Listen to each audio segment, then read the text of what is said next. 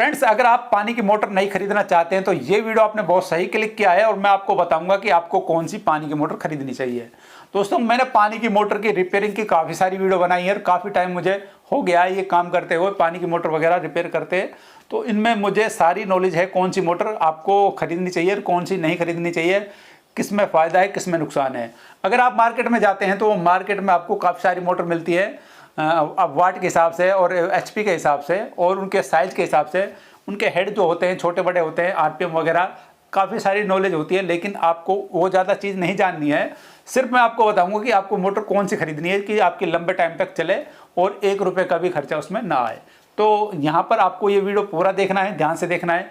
Channel पर अगर आप पहली बार आए, चैनल को सब्सक्राइब करें, वीडियो को लाइक शेयर जरूर करें और साथ साथ में ऑल नोटिफिकेशन बेल पर भी क्लिक करें ताकि आने वाली हर वीडियो तुरंत आप तक पहुंच पाए और आपसे कोई भी यूजफुल जानकारी मिस ना हो। मेरा नाम है समय और आप देख रहे हैं हमारा यूट्यूब चैनल टेक्निकल समय। तो दोस्तों आइए शुरू करते हैं वीडियो। तो फ्रेंड्स, आपने देखा साइड में आप यहाँ पर देख रहे हैं ये मोटर है टेक्समो की। टेक्समो में काफ़ी सारे मॉडल आते हैं, छोटे से लेकर बड़े तक। तो इसमें हम क्या कहें कि आपको बताएंगे कि आपको मोटर अगर नॉर्मल यूज है, अब DMS2 में भी कई मॉडल आते हैं, तो इसमें क्या है कि मॉडल अपग्रेड होते रहते हैं। तो यहाँ पर कुछ मॉडल हैं जो आपको स्क्रीन पे चलते हुए दिख रहे हैं, तो ये मॉडल हैं।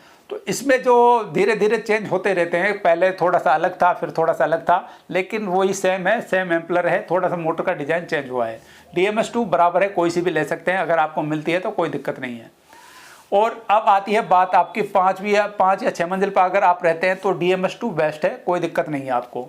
लेकिन उससे ज़्यादा हाइट पर आप रहते हैं, 10 से 12 मंजिल या 14 मंजिल तक पे आप रहते हैं, तो फिर आपको मोटर खरीदनी है 1 HP टेक्समो DMS3 और TS। इसका जो स्टेज साइज है, मतलब हेड का जो साइज है डबल है, यानी कि डबल स्टेज की है और इसका हेड बड़ा है। और 14 मंजिल की इसकी गारंटी, मतलब जैसा बताते हैं कि 14 मंजिल तक ये पानी फर्स्ट क्लास चढ़ा देती है, कोई दिक्कत इसमें नहीं आती है। अब बात आती है कि हमें मतलब कौन सी मोटर खरीदनी चाहिए। तो हमारा जो यूज है, अगर आप नॉर्मल यूज लेते हैं तो आपको आधा HP बेस्ट है, कोई दिक्कत नहीं है। आधा HP मोटर आपकी एक तो क्या है लाइट कम भी खाती है और दूसरा क्या है पानी भी आपका अच्छा भर देती है।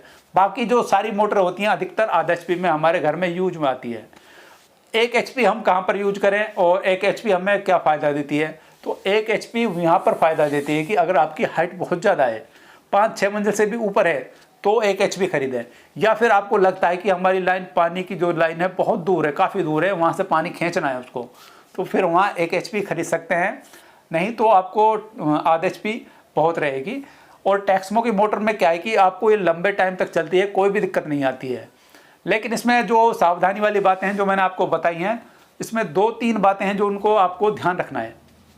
तो सबसे पहले क्या है कि ये मोटर आवाज़ नहीं करती है। आपने नई मोटर ली, ये आवाज़ नहीं करती है। जैसे मान लीजिए आप पास में ही खड़े हैं, यहीं मोटर चल रही है, मोटर ऑन करेंगे तो इसकी आवाज़ आपको बिल्कुल भी नहीं आएगी। अगर आपके घर में कूलर वगैरह कोई ऐसी मतलब ऐसे चल रहे हैं, हल्की सी आवाज़ आ रही है, तो मोटर की इसकी आवाज़ नहीं आती है। तो आपको क्या करना है, सिर्फ जब भी स्विच ऑन करें तो मोटर को एक बार गौर से देख ले मोटर चल रही है नहीं चल रही है।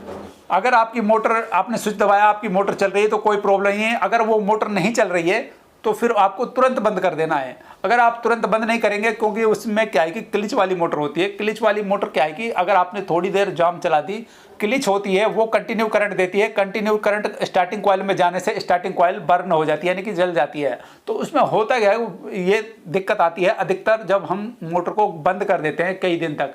मान ले कई दिन तक, जैसे मतलब 10, 20, 15 दिन हमने मोटर को बंद कर दिया, तो उस कंडीशन में ये कंडीशन होती है अधिकतर जाम होने की। या फिर ऐसा होता है कि आप खुले में चला रहे हैं उसको, कुंडे वगैरह में, तो वहाँ से उसमें कुछ पाइप के थ्रू आके अंदर फंस जाता है एम्पलर पे, तो मोटर जाम हो जाती है। तो इसमें क्या करना होता है, अगर आपकी मोटर जाम है तो आगे से उसके 5 बोल्ट होते हैं हेड के, वो खोलकर उसका जो कचरा होता है, जो भी होता है, वो निकल जाता है। उसके बाद आपकी मोटर बिल्कुल फ्री होती है। तीसरी बात यह है कि अगर आपकी मोटर मिट्टी में चलती है, मिट्टी या बजरी वगैरह कुछ इस तरीके से चलती है, तो उसका हेड कटने का चांस होते हैं। तो इसको आप साफ पानी में चलाएं और आगे हो सकता है तो इसमें जाली लगाएं, कुंडे में जाली लगाएं और कुंडे के जो पेंदा होता है उससे ऊपर थोड़ी इसकी फिटोल रखें। बाकी जो लाइन से पानी आता है उसमें तो आपको कुछ आने का मतलब इतना चांस नहीं होता है कि कुछ फंस के आ जाएगा। अधिकतर कुंडे में से ही उसमें कुछ फंस के और अंदर हेड में चला जाता है, जिससे वो जाम हो जाती है। तो ये 2-3 बातें आप याद रखेंगे तो आपकी मोटर अच्छी चलेगी और ये 20 साल तक भी खराब नहीं होगी। और बहुत ही अच्छी मोटर है, बहुत ही अच्छी क्वालिटी की है। मैं इसके लिंक दे दूंगा, आप आधा HP खरीद सकते हैं या फिर 1 HP भी खरीद सकते हैं। और हो सकता है तो कहीं पर जब हमारे पास ये बड़ी मोटर आएगी 1 HP वाली रिपेयरिंग होने के लिए, तो इसके डिटेल से भी एक वीडियो बना दूंगा मैं आपको। और कोई भी कैसा भी सवाल हो, कन्फ्यूजन हो तो कि आप हमें कमेंट कर सकते हैं, हम उसका रिप्लाई देंगे और इसी तरह की नॉलेज वाली वीडियो आपके लिए लाते रहेंगे। मिलेंगे आपसे नई वीडियो में नए टॉपिक के साथ, तब तक के लिए बाय बाय, टेक केयर।